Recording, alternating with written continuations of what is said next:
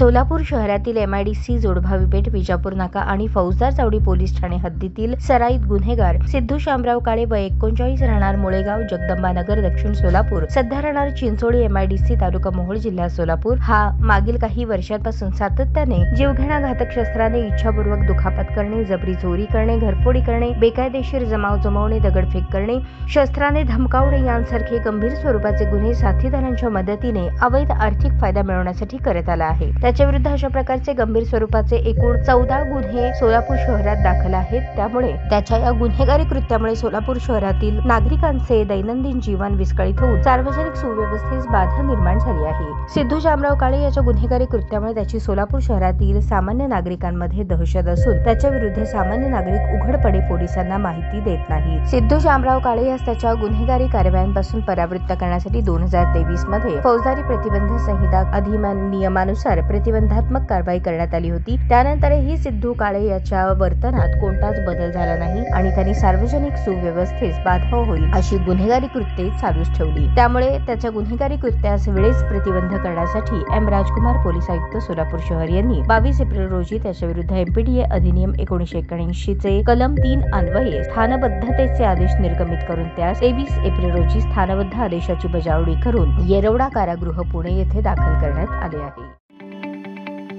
ताज्या बातम्या पाहण्यासाठी प्राईम महाराष्ट्र न्यूज चॅनलला सबस्क्राईब करा।